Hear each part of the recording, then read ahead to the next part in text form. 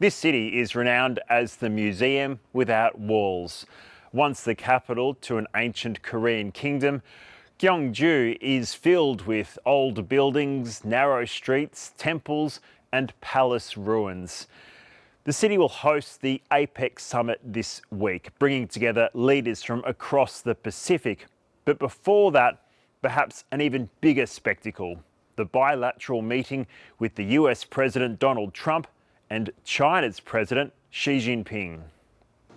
Donald Trump arrives after visiting Japan, where he and new Prime Minister Sanae Takaichi touted a framework that will shore up the supply of critical materials and rare earths.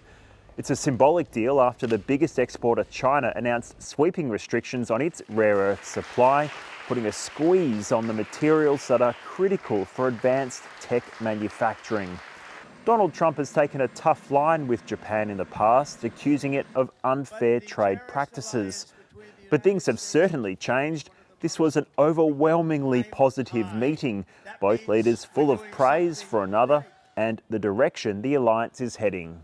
And I have such respect for Japan and the country, and now I have a really great respect for the new and incredible Prime Minister. And I have to say this, the first female Prime Minister in the history of Japan. Madam Prime Minister.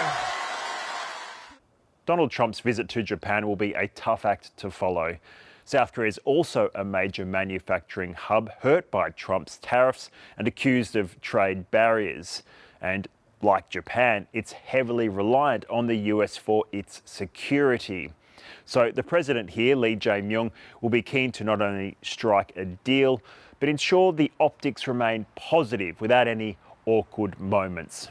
There is another element of uncertainty this week, and that's whether or not the US President Donald Trump will meet the North Korean leader, Kim Jong-un. Now, experts say that is very unlikely, but there's been just enough talk from the US president to keep speculation alive.